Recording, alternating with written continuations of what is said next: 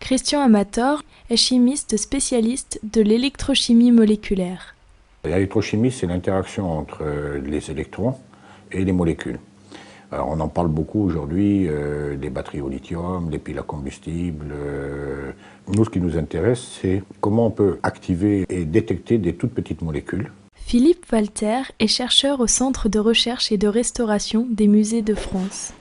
On étudie beaucoup de matières picturales, on va travailler sur toute une série d'autres types de substances, comprendre leur composition, comprendre d'où ils viennent, comprendre les technologies qui ont été mises en œuvre, puisque le Centre de recherche et de restauration des musées de France travaille pour tous les musées de France, donc est amené à étudier des objets datant de la préhistoire la plus ancienne jusqu'à un art très contemporain. Et donc on se retrouve avec un grand nombre d'outils. L'histoire qui réunit ces deux chercheurs a commencé il y a plus de 4000 ans en Égypte.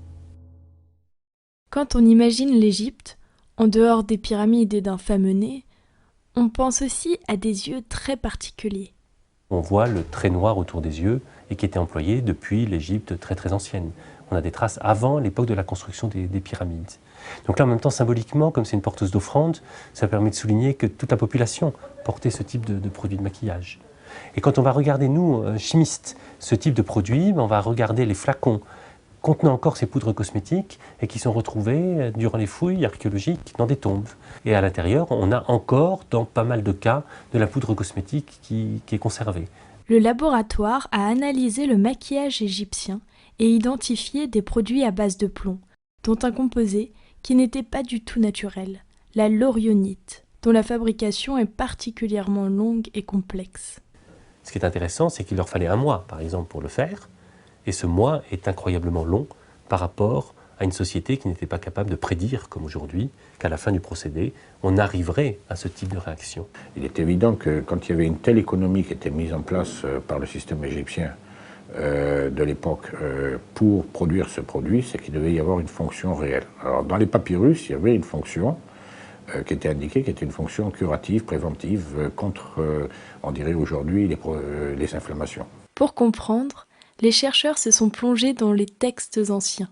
Et en regardant des textes religieux, on comprend que ce phare, en même temps, est un produit qui était considéré à certains moments dans certains textes comme des émanations des yeux des dieux, parce qu'ils avaient aussi des vertus thérapeutiques supposées et devaient aider les Égyptiens à se soigner des multiples infections, notamment des yeux, qui peuvent exister en Égypte.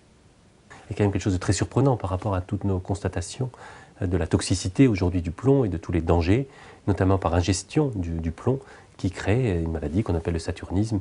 Et c'est pour cela, finalement, qu'une collaboration a été initiée avec Christian Amator, qui, lui, cherche à évaluer comment une simple cellule se comporte soumise à l'action d'un médicament, d'une substance toxique.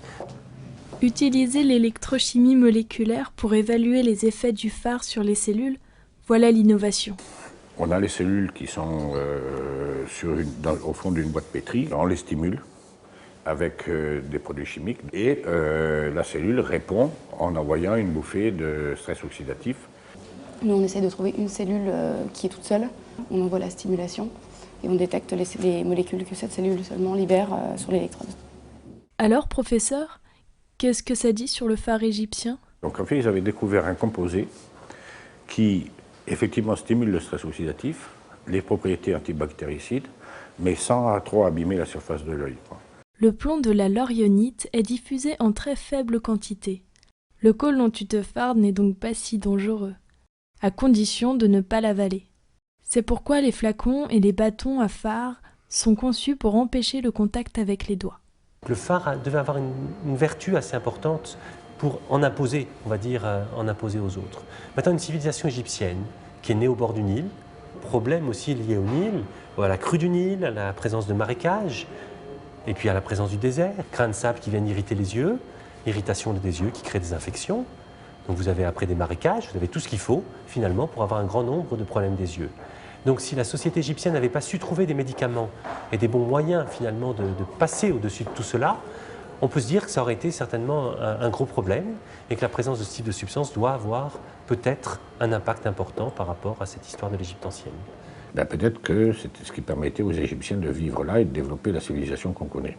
dans ces conditions où il n'y a aucune autre civilisation qui s'est développée comme ça. Et s'ils sont arrivés à la fabrication de ce type de composés, je pense que c'est beaucoup parce qu'ils ont observé dans la nature des composés peut-être similaires, du même genre, on va dire, du même type, qui pouvaient servir à soigner. Alors ça, ils l'ont découvert de manière empirique, c'est formidable, mais à l'époque, on avait le temps. Mais ce qui est très intéressant, c'est de constater que notre chimie des sels, des acides et des bases, qui a été définie à la fin du XVIIIe siècle, notamment par Berthollet, l'a été suite à l'expédition d'Égypte de Bonaparte. Le but de nos recherches est surtout de comprendre notre histoire, de comprendre nos origines, de se rendre compte de cette inventivité humaine, de ces processus très compliqués finalement issus de la chimie pour le bien-être quotidien des gens. Et c'est ça qui est le plus important, et on ne cherche pas à l'adapter par rapport au quotidien, même si on peut se dire que ces maquillages qui brillaient, qui avaient ces teintes variées, ces textures variées, ressemblent incroyablement à certaines gammes de produits cosmétiques aujourd'hui qu'on peut retrouver très facilement. Et on a même fait l'expérience de les reconstituer et de les comparer à des substances qu'on peut acheter dans les boutiques de produits cosmétiques. Et on se rend compte que ça a absolument les mêmes effets, les mêmes jeux de matière. Donc une inventivité là aussi qui était importante à une époque où le phare avait toutes ces propriétés-là.